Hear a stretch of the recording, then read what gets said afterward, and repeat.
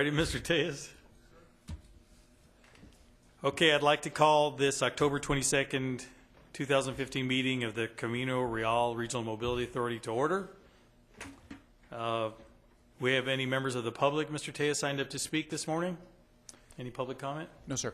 At 8:06 a.m. Thank you. Nobody signed up to speak this morning. No, sir. Okay, first item on the agenda is recognition of former CRRMA Board Chair Scott McLaughlin. Mr. McLaughlin, thank you for being here this morning. Would you step to the podium? We have a little, we would like to recognize your service. I would like to, for the record, Scott McLaughlin was appointed by the City Council to the CRRMA in January 29th, 2008 as a board member. He was appointed by the governor as a chair on August 1st, 2010, resigned April 28th, 2015 after a long service, served a total of 7 years and 3 months, as a board member for 2 years and 6 months, as a chair for 4 years and 9 months. He is the longest serving CRRMA board chair. He served as chair during a portion of almost all the major projects that we have accomplished to date. The Americas Interchange Project, Airway Aesthetics Improvement Project, involved in negotiations for the Cesar Chavez Express toll lanes, Border West Expressway, El Paso Streetcar Project, El Paso Bike Share Program, negotiations for design funding of the Zaragoza Direct Connectors, Trans Mountain Northeast, Statesboro 1966 with Schuster, involved development of the 2013 El Paso County CMP, and issuance of the vehicle registration fee bonds for the 2013 CMP, and managed to be president and majority owner of a large transportation company in El Paso, which is transportation is a tough business. So Scott, on behalf of the board, we would like to recognize you and thank you for your service to your community. And I'll allow any of the board members to speak, and then we'd ask you to say a few words. Anyone have any comments they would like to make? Mr. McLaughlin, the floor is yours. Chairman Wardy, thank you. It was indeed a pleasure. I greatly enjoyed my time on the board. I enjoyed the opportunity to give back to this community, this region that's so dear. I really enjoyed working with the executive chair, executive director Raymond Tejas, and formed many great friendships over the years. So I'd also like to thank you, the current board, for your service to this community. It's hard work. A lot of hours, unpaid, but the benefits to this region are great, and thank you for your continued service to this area and enhancing mobility for the El Paso area. Thank you. Scott, we have a couple of items for you today. First of all, we have a plaque presented to Scott McLaughlin, Chairman, in appreciation for your dedicated service to the Camino Real Regional Mobility Authority for your collection. And then we also have something a little bit unique. Raymond, would you take it out here as a memento? It is with a solar panel of the Airway project. We thought that it'd be fitting for your collection. That one you won't give to Goodwill. Raymond, I am touched. That is really unique. I have a much smaller design like that I purchased out of Santa Fe, and I put in my backyard. So I'm going to display that proudly in my office. Thank you to the board. Thank you to Raymond Tejas. Really, it was a pleasure, and thank you for this honor.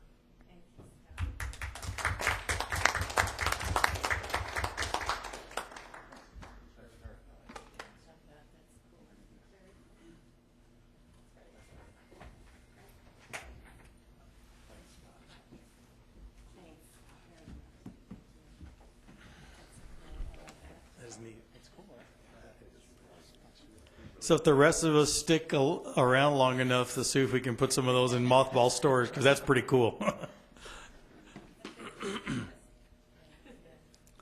Thank you, Scott. Next item on the agenda is the adoption of the minutes for the CRRMA board meeting of August 26, 2015. We have a motion and a second to approve. All in favor? Aye. Okay, moving right along. Item 5 is discussion and action on board resolutions authorizing the executive director to execute the following instruments as they relate to the addition of scope to the El Paso Streetcar Project. Item A is the agreement with the El Paso Water Utility Public Service Board for the completion of various utility improvements. And item B, the interlocal agreement with the City of El Paso for the completion of various downtown infrastructure improvements. Mr. Tejas. Thank you. Raymond Tejas, Executive Director of the Camino Real Regional Mobility Authority. So as read into the record for item number 5, we're dealing with the streetcar project. As you may recall, when the procurement was issued for this particular project, it included it included the base bid, which was everything necessary for the streetcar project itself, and then it included base bids 2, 3, and 4. Base bid 2 and 3 dealt with water utility work that was necessary. Most was necessary. Some included some improvements for the areas that were impacted by the streetcar project. And all of this, I should mention, was obviously coordinated with the water utility using designs from their consultants. So base bids 2 and 3 dealt with wastewater, or I should say base bid 2 was potable water, base bid 3 was wastewater. Base bid 4 then was an additional package, and we had the ability to take each of the base bids separately or reject them. Base bid 4 then dealt with Central Business District 4, which is a project that the City of El Paso will be pursuing in the next couple of years. And the idea with base bid 4 then was, of course, while the RMA's contractor has the streets open downtown, any conflicting areas with the Central Business District Phase 4 project, which is the city's, we ought to do some of their work while we have the streets open so that the city doesn't come in later and tear up what we had just developed. So these items, 5A and 5B, really deal with efficiency. We're trying to go in once and not have to go in later to do water work or Central Business District 4 work. So with that in mind, conceptually that's the idea. So under item 5A then, you'll notice that the proposed agreement is between the water utility and the Regional Mobility Authority, which would in essence grant the RMA $4.5 million so that we could use that towards the development and completion of the water utility work. And again, that includes potable water in the amount of about $3.3 million. All of this is included in the backup, which can be found online. $3.3 million for potable water, $1 million for wastewater, which gets us up to roughly $4.5 million. So that is 5A. 5B then is the Central Business District 4 item, which includes a total amount of, and again, the Regional Mobility Authority's contractor will be developing the work. The City of El Paso will transfer funds over to us so that we can implement that work, and the total amount of $2,231,958.15. So with subject to your questions, I'm recommending approval. Any questions? Ms. Hiner? Good morning, Mr. Tejas. I have a question regarding the agreement with the PSV. There's a distinction between the two agreements. The PSV doesn't have language regarding any change orders or overruns over the set amount, which has me some concerned. As we all know, we have a very limited budget, and we're kind of doing this to accommodate the PSV. How would that be handled? I see that in the other agreement you do have that they're responsible for any change orders that might occur. What's going on with the PSB agreement? So with the PSB agreement, we will handle any overruns for that one, and we've built that into our contingency plans. Okay, so it would come out of the actual streetcar fund, exactly, even though they're PSB. Yes, ma'am. And the reason for that is that the mayor, the mayor sits on the water utility board, and he had some initial objections to the payment of the water utility work outside of the $97 million, which is the construction fund for the project. Mm-hmm. So in essence, the compromise would be that they would pay the bid amount, which was the $4.5 million, and anything above that, the RMA would cover through its contingency fund. So it was originally planned to be part of the streetcar budget, is what I'm hearing. No, it wasn't, but that was the understanding of the mayor. So when the project was inherited by the Regional Mobility Authority, it was always understood by us and by city staff that was transferring it over to us was that all utilities would be paid for by the utilities on their own, and it would not impact the $97 million.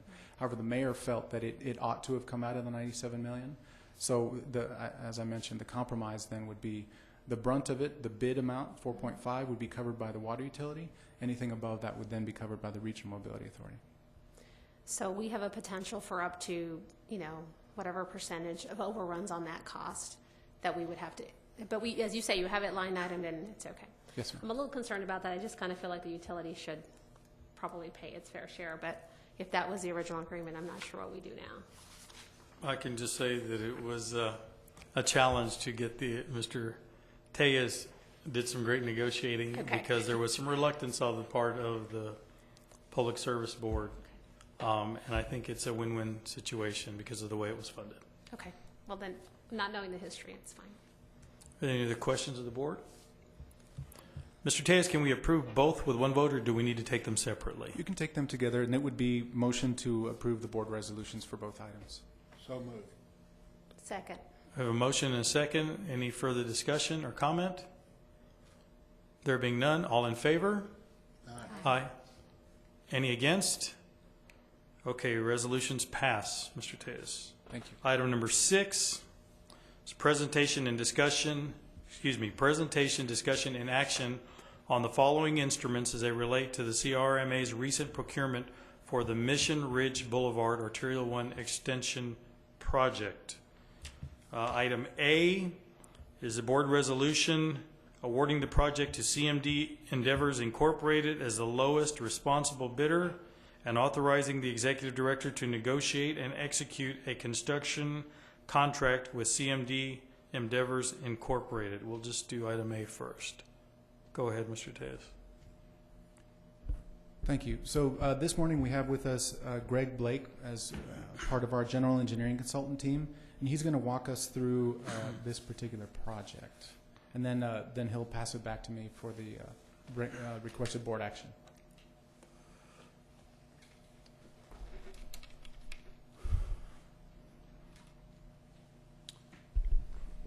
Board members, good morning. Greg Blake with the GEC.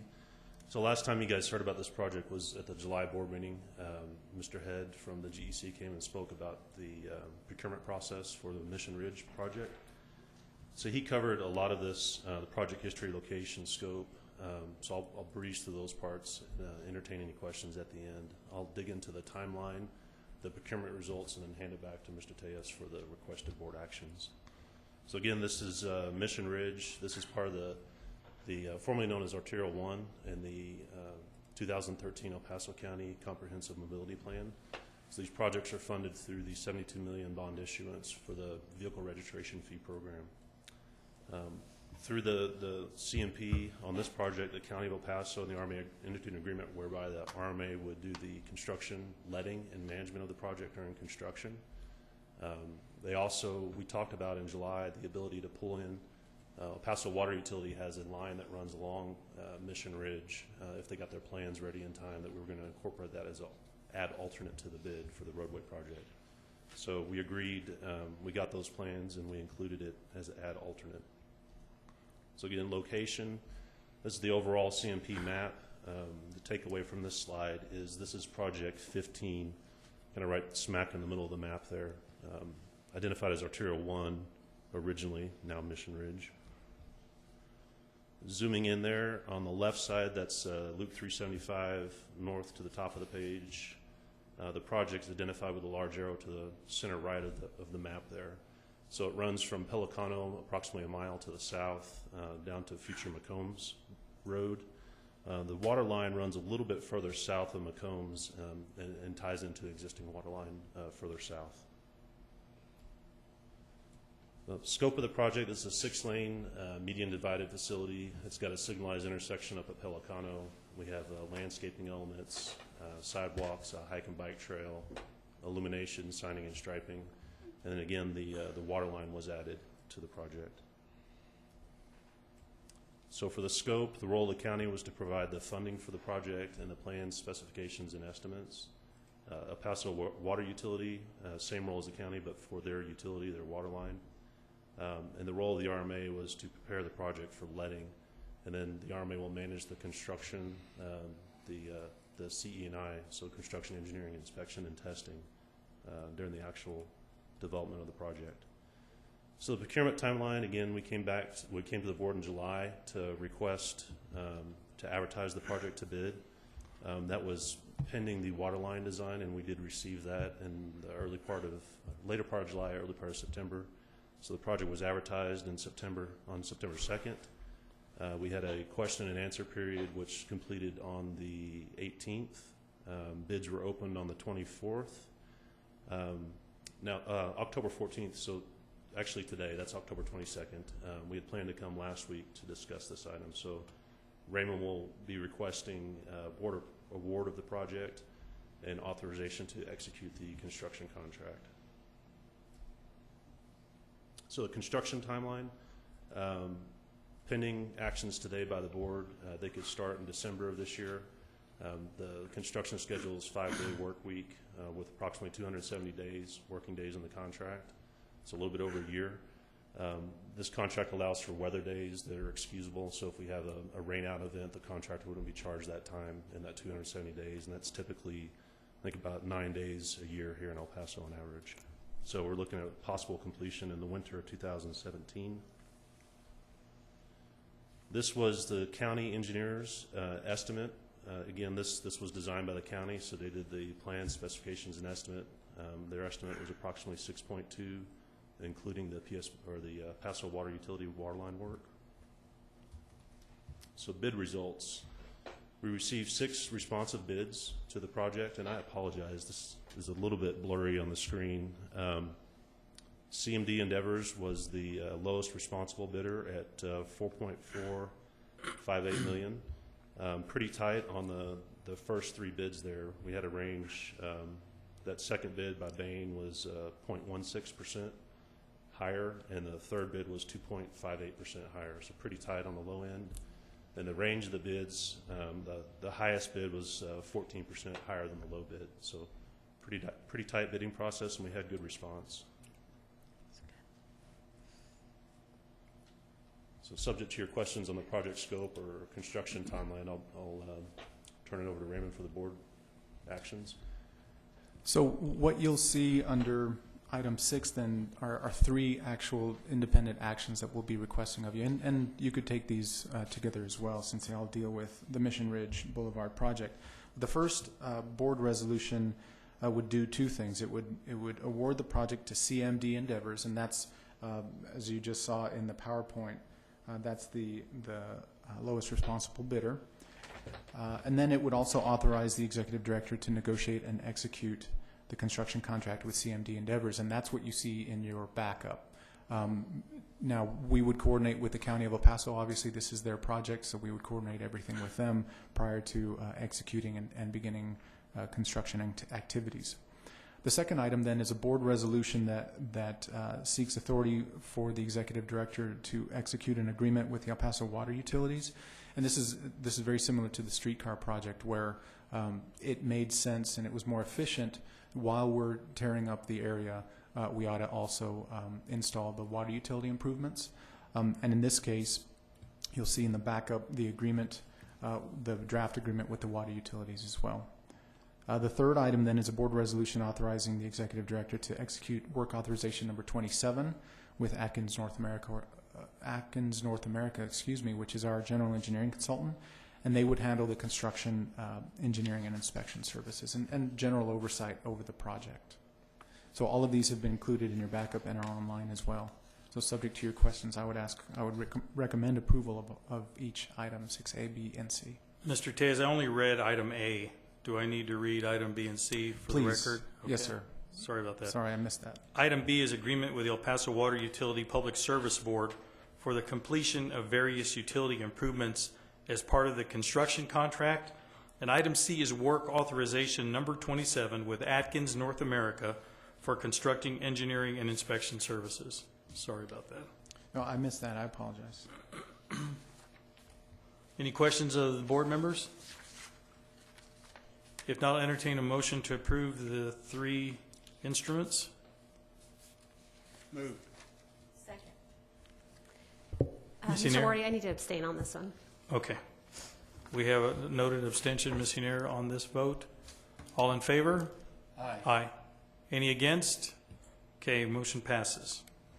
Item number 7 is discussion and action on board resolutions authorizing the executive director to execute the following instruments as they relate to the development of the Wynn Road project. Item A is the interlocal agreement with the City of El Paso, and item B is work authorization number 28 with Atkins North America Incorporated. Mr. Tejas? So I have a brief PowerPoint for you today to explain the background on this one. This is Wind Road project.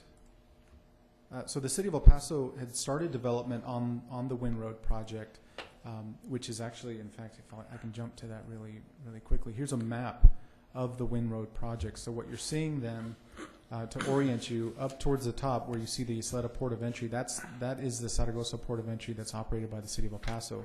Where that little insignia is, you'll notice that is Loop 375. I guess it's kind of in yellow up at the top. So if you'll notice, the red line that starts at 375, that's actually the beginning of I've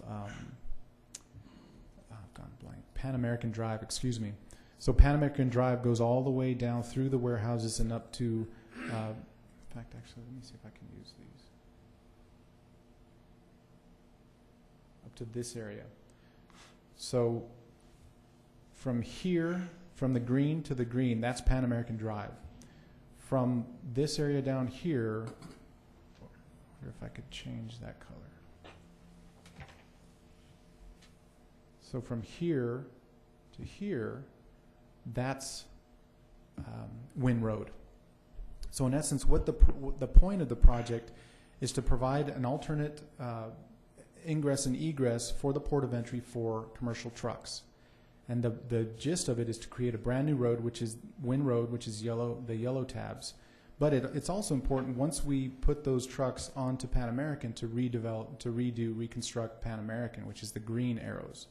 So that is really the point of this project. Oops. I should have practiced, sorry. So again, the city of El Paso began development activities for the Wind Road project some time ago. But because the RMA is actually developing the Americas Managed Lanes project, which is a project that will improve Loop 375 from roughly the Zaragoza Port of Entry up to the Americas interchange, what we're doing there is we're doing ramp reversals. We're adding a lane to the inside, which is currently planned to be an additional managed lane, very similar to Cesar Chavez. We're also adding braided ramps and the like. All of those activities that the Americas Managed Lanes is developing is actually dependent upon the Wind Road project coming in at the same time, because they feed off of each other. So it made sense in conversations with the Metropolitan Planning Organization, with TxDOT, and the City of El Paso that a single agency be tasked with developing both projects at the same time. So what we're looking at today then is a proposed interlocal agreement that would allow the RMA to take over the development of the project from the city at this point, using the funds that the city has available to them through the MPO. So we would take over all activities, including planning, right-of-way acquisition, design, procurement, and construction services.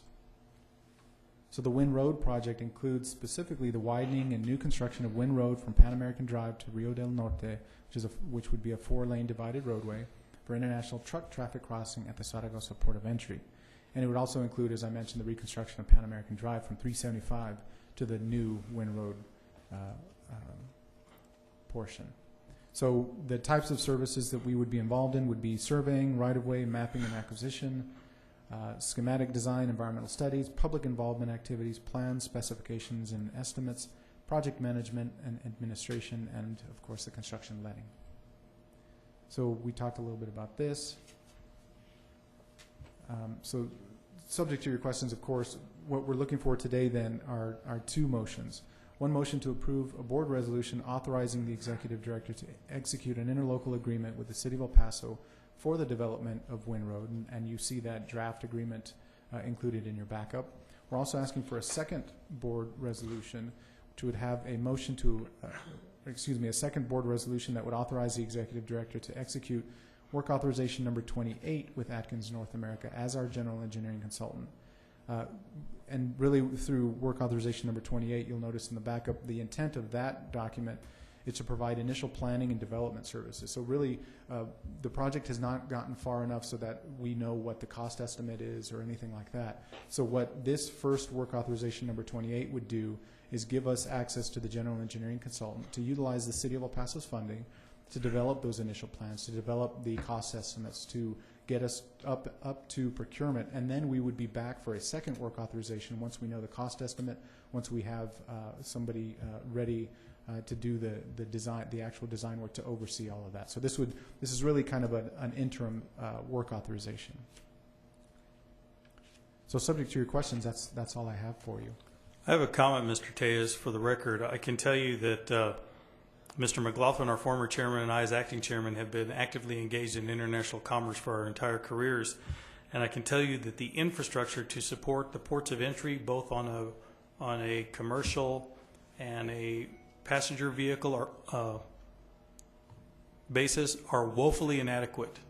And this is a great first step. This is a good project. There's much more to be done strategically to protect our position in international commerce.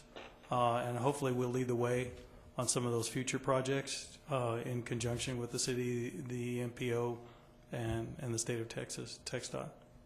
Absolutely. I think it's a great project as well. And the linking it to the Medicus managed lanes, I think, makes a lot of sense. So it really seems to be in the best interest for all parties.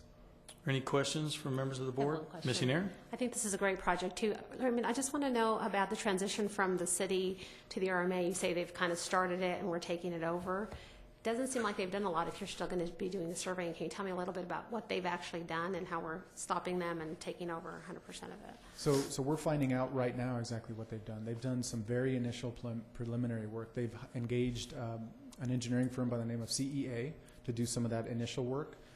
So once we bring on the general engineering consultant, we will then be developing the actual package to put out to CEA. Now, the way that works is that, as you know, the Regional Mobility Authority has a pre-qualified list. CEA is on that list. So our intention is to use CEA because they have some background on this and just kind of pick up where they've left off. But unfortunately, I can't tell you exactly what they've done to date because we haven't spent a great deal of time on it yet. We're trying to get this agreement in place so that we can then Kind of figure it out. Exactly. Yes, ma'am. Okay, that's great. Thank you. Any other questions of the board? I'll entertain a motion to approve the board resolutions. Move to approve. Second. There being no further discussion, all in favor? Aye. Any against? The motion passes. Thank you, Mr. Tejas. Number 8 is discussion and action on board resolution authorizing the executive director to execute work authorization number 20.2 with Atkins North America Incorporated as the CRRMA's general engineering consultant for the provision of various toll operation services in fiscal year 16 for the Cesar Chavez Express toll lanes. Mr. Tejas? So this item we bring to the board each year. As you know, we operate and maintain the Cesar Chavez Express toll lanes, and because the way that we do that actually is utilizing our general engineering consultant. So each year we bring back to you a new work authorization for those activities. And those activities include everything from customer service, meaning somebody has an issue with a bill, they call our general engineering consultant. If there is a sign down, we call the general engineering consultant to go out and identify the issue and deal with the integrator and get it back up and running again. So anything that you can think of that relates to the operation and maintenance of the Cesar Chavez Express toll facility would be included in this work authorization. So we do this each year. So subject to your questions, I would recommend approval of this item as well. And of course, we have Mr. Blake here should you have any specific questions on the activities that are provided. Members of the board, are there any questions? Entertain a motion to approve. Second. We have a motion and a second. There being no further discussion, all in favor? Aye. Aye. Any against? Motion passes. Item number 9, update, discussion, and action on the following. Item A is the Cesar Chavez Express Toll Lanes Performance Report, fourth quarter, fiscal year 15.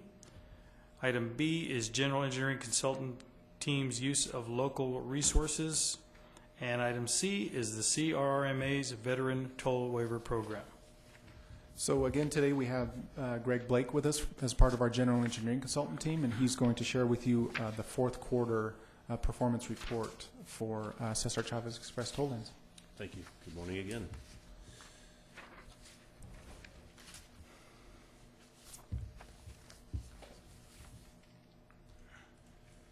So this is the period of time from June of 2015 through August 2015. So this transactions per working day slide, I'm sorry, I'm going to back up a second. This is that format that we switched to back in July at the last time we reported to the board on quarterly report for Chavez.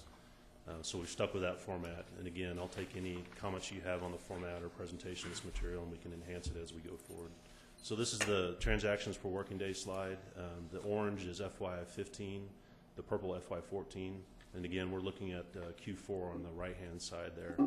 So on this slide, what you'll see is the trend of the increased transaction volume FY15 over FY14 continued through Q4. The delta between the two is roughly 30%. It varies a little bit from 30 up to 39% in August. So still a good positive trend year over year for the transaction volume increase in the lanes. We also continue to see the dip in the summertime. I think we talked about that a little bit last quarterly report. You have schools out of session, and the peak volumes in the morning time are much reduced on the whole corridor. Therefore, you don't have as many folks opting to use it in the AM peak period. Total transaction slide.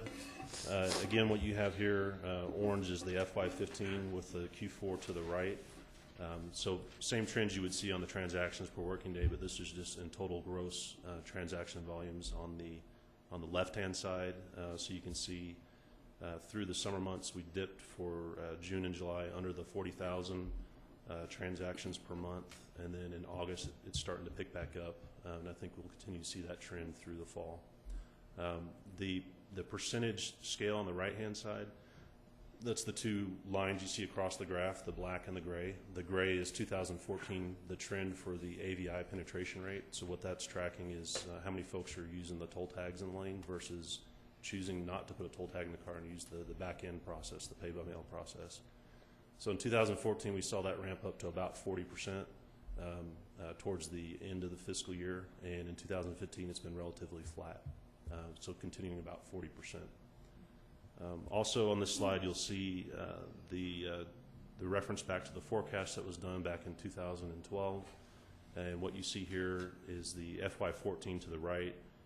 Total transactions were down from the forecast about 11%, so it just means that the actual transactions in the lane were about 11% less than what had been predicted back in 2012. And then for FY15, still continuing below what was forecasted, about 14%. The total revenue slide, a little bit of shift here in the color scheme. What you're looking at there, the orange is from the forecasted model, and the purple is what is actually collected and paid to the RMA. So the good news here is that you continue to exceed the forecasted revenue in the lanes. So you can see through Q3 and Q4 still very strong above the forecast. The reason that we can have a situation where your total transaction volume is less than what was forecasted and modeled versus revenue exceeding that same forecast, what you have going on is the pay-by-mail users. You still have a high percentage of folks that are choosing to use the lanes and use the pay-by-mail process, and that of course has a toll premium to it, so they're not getting the best deal in the lanes, as well as some folks are choosing not to pay till months after they've received a first notice of violation or second notice of violation. So there's certain fines and fees that are associated with that behavior. So for FY14, you had come in about 10% below the forecast at the end of the fiscal year, and for FY15, you're at about 27% above what was forecasted for total revenue. Summary slide. This is just to give you all the information we've just gone through in the graphs in a numeric format. So if you wanted to see what you actually pulled in for a particular quarter or month, you can see the transactions per working day, the actual transaction numbers, AVI penetration rate, and again, all the revenue numbers we just covered. So subject to your questions, that's the end of this presentation. Any questions for Mr. Blake? I just kind of want to question as to why, are we doing advertising to try to get people to get these toll tags and kind of keep their interest? Because it's really flat line, so I'm a little concerned. So we've tried a couple of things, and by way of example, one program that we tried to use was the idea that we identified the 100 highest users of Pay by Mail program, and those are the folks that are actually using it regularly. They're paying for it, and they're true users.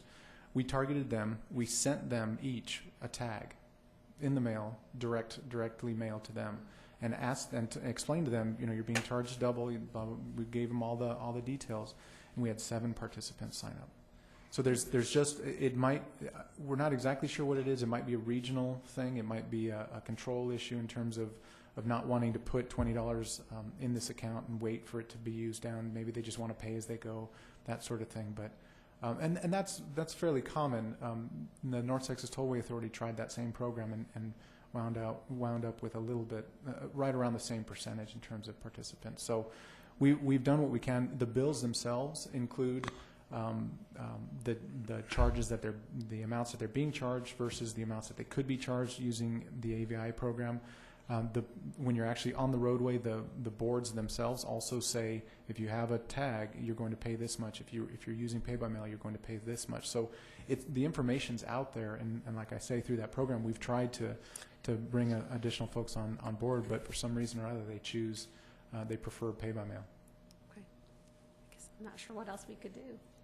Do we do any social media at all? Just at the We don't. We don't, but we could. We should try maybe working some social media out there. Ms. Melendez brought up my point. I think we need to increase our budget and look at some alternate methods to communicate. Like she said, social media, maybe a little bit of radio. Certainly. I also have noticed a phenomenon because of my hobby. I use it on Friday evenings to go to the east side at prime time, and it has become, I think some people use it as a passing lane and only pay as they need to when they get frustrated with the traffic levels about 5 o'clock between 4:30 and 5. But I think we're going to see some growth. You see some of the work that's going on Interstate 10. It's going to continue. Basically, I-10, once you get to Viscount at about 4 o'clock, comes to gridlock. So I think people are seeking alternate methods of transportation. I know the spur gets a lot of traffic to reroute, and I can tell you that the border highway at about 4:30 is bumper to bumper, but moving at a good pace and much better than the interstate. So. Yes, sir. So we can do that. I'll work with our general engineering consultant team to come up with an approach for more outreach. Absolutely, we can do that. And what are the necessary resources to do that? So if we need to increase the budget, then I think that would be a good investment on our part. Because I don't think we have very little amount of money planned in there. It was somewhere around between $30,000 and $60,000.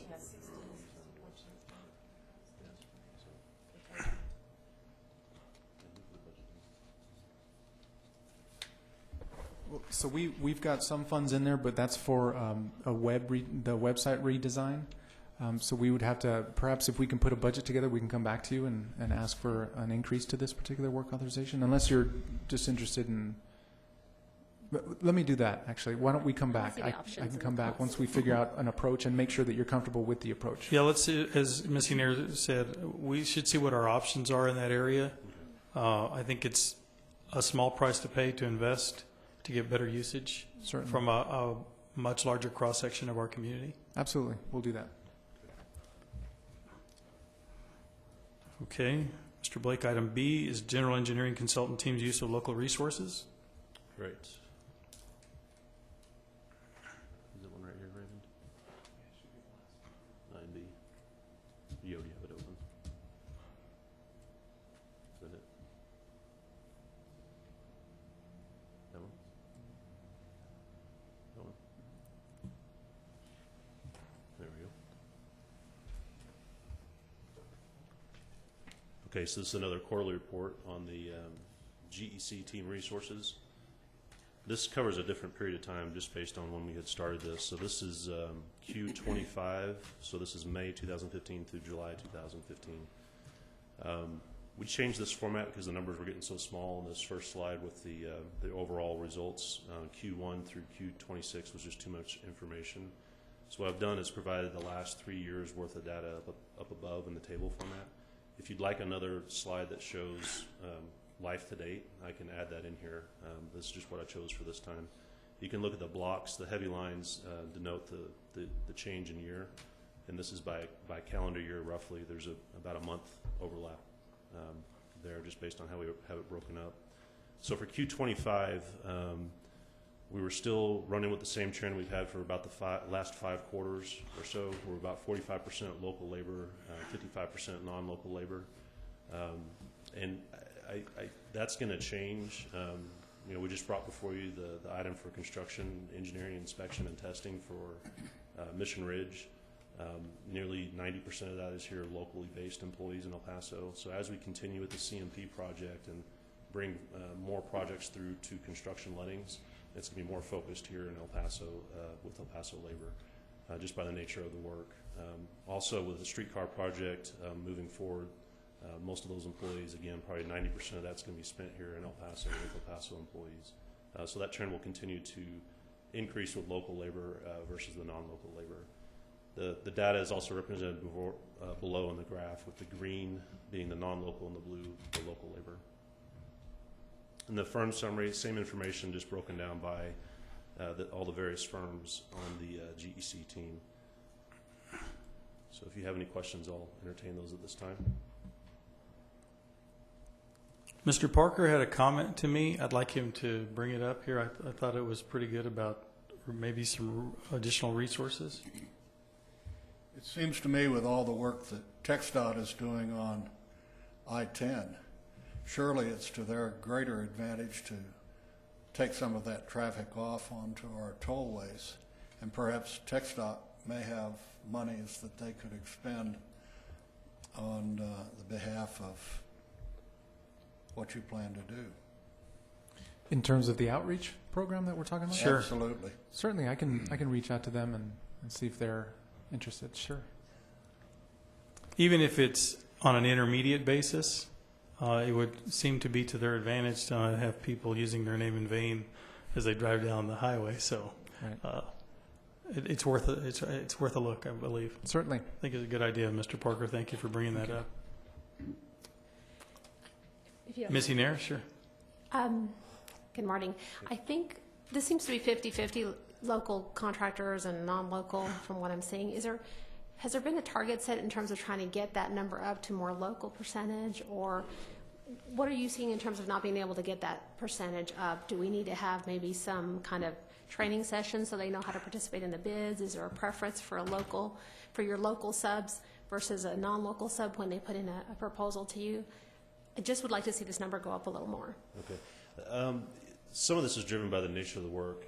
So with Atkins as the prime, what we're doing is mostly the program management piece. Mm-hmm. So when we have new projects like Wynn Road pop up, we're taking a look early on at, how do we develop this program over multiple years? What's it take from a scoping process with TxDOT, developing the approach for the environmental clearance, getting into, how are we going to program it out to for bidding when we get to the engineering stage and then the construction stage. So putting all that pre-planning work together. We've handled most of that work to date, as well as the tolling. We just don't have the toll ops resources here in El Paso, so we use what we have in Austin and Dallas from an Atkins perspective. Mm-hmm. Of course, like I said, when we get into construction, we have plenty of resources here in El Paso. Actually, detailed engineering, plan specification, estimate development. Mm-hmm. We have plenty of resources here on the GEC team. So as we do that work, we've got MCI on board, we've got AIA on board, and Brock and Bustillos, and that's in their wheelhouse. That's the work they do. So as we do those projects, those are the resources we use, and that's why they're on the team, as well as construction, engineering, inspection. As we shift into that work more here in the future with the CMP and the streetcar, we've got local resources that will come on board for that. So I don't know if there's any more training that we need to do at this point. We did an outreach session. Was that probably A couple of years ago. Mm-hmm. Was that with the Better Business Bureau? The Chamber of Commerce. Or Chamber, sorry, yeah. And it was well attended, and actually what came out of that was the approach we're using on the CMP, where we went out with the expedited selection process and we've got CEA, Hewlett-Zollars, Dannenbaum, and AECOM on board now that we can reach out to them for like Wynn Road. So they're on board to do those projects. Raymond, if we could do some of that every year, I think the outreach is important. I mean, we have a lot of local talent, and if we can get them to work with, then we start developing our own, source of contractors and so forth. So if we could make that at least an annual thing where you go to the chamber, you make a presentation, and you make this available, I'd like to see that happen. I don't know how the rest of the board feels, but I think that would be helpful, and then certainly be open for any comments or concerns that they may have. And I'd like to attend that, actually, to see what they have to say and try to get those numbers up. Certainly. And I'd say probably at least every 2 years, if not more often, I present to the local industry associations, whether it's the Council of Engineering Consultants, I forget the term, CEC, the TSPE, all the other associations, whenever asked, I present to them as well on and then of course we have lots of visits periodically from folks that are just saying, is there anything coming up? How can we get involved? So there is a lot of that, but absolutely we can partner with the chamber and see. On it. Certainly. Yeah. Absolutely. Mr. Blake, I have a follow-up question to Ms. Hinares. I noticed on the non-local, there's a firm on there that does even more work than Atkins does. Jacobs Engineering, am I correct? Is that the name of the company? Right. Is there something, what type, well, let me rephrase my question. What type of work do they do for our projects? So a lot of the work that Jacobs did was back, we mentioned America's Interchange earlier when Scott was here. A lot of the work they did was through the design build procurement phase of that project, as well as during, we had several other phases of that project we did design for TxDOT. So we had a lot of work being done through their Houston office in the development of those plans and specs for TxDOT through that project. And over time, that's where we've brought on resources like B&B and MCI and AIA to help bolster the local content of that design work when we have it. So on further sections as we brought on, I think we've done 3 projects now for TxDOT at Americas in design, and every time we've done that, we've used more local engineers for those projects, as well as 1966 and the Airway project. So that was front loaded when we first started this, okay. And we've shifted that. We've tried to shift that over time. Thank you. Any other comments from members of the board? No, if we can just get an update maybe once a month or every quarter to see where we're at, and if we're able to get those numbers up, I'd like to see that. This report that you're seeing is brought every quarter. Okay. Yes, ma'am. All right. Thank you. Would it be helpful if we saw, because this is from inception, we saw maybe really quarterly numbers or every year, just for 1 year versus going back? And so it would answer your question why this was, or Right. Chairman's question about the more to Jacobs, and so if we saw it maybe in smaller chunks, smaller periods, maybe. Okay. So similar to this format on the quarterly summary, but by firm? More by, I think, the time frame, shorten that time frame instead of, this goes back to what year? This slide here goes back to, if you're looking at the table above August of 2012, so that's Q15 at the top. So you can see the local participation versus non-local for that quarter, Okay, and subsequent quarters underneath. I think we'd like to see probably this from a historical perspective, if I'm not putting words in people's mouth, but then for this calendar year, Right. what's our local participation for Okay. this? So I know it entails a little bit more work, but it would probably give us a little better picture to address some of the questions the board has been asking. Okay. Thank you, Mr. Blake. Yep. And there being no further questions there, item C, which is the Veteran Toll Waiver Program. So this will be an update from me. This is good news. The Veteran Toll Waiver Program is in effect now. So what this means and the way that it works is that folks that qualify for the program, and the qualification comes from the statutes that govern the waiver programs, and it's in essence disabled veterans, recipients of the Purple Heart, Legion of Valor, or Medal of Honor. Once they receive those designations from the Department of Motor Vehicles, then they can call the Camino Real Regional Mobility Authority and sign up for our program. And the way that it works is that we've ordered 100 tags from the North Texas Tollway Authority, and we will issue those specific tags to the recipients or the participants in this particular program. Those tags, the codes from those tags have been identified and uploaded into our system, so whenever one of the participants uses our roadway locally, it's pulled out before it actually processes as a transaction. So that's how the program will work. So the program officially starts at the end of this month. But a press release was developed and was shared with the City of El Paso's public information officer so that it could be distributed to the media.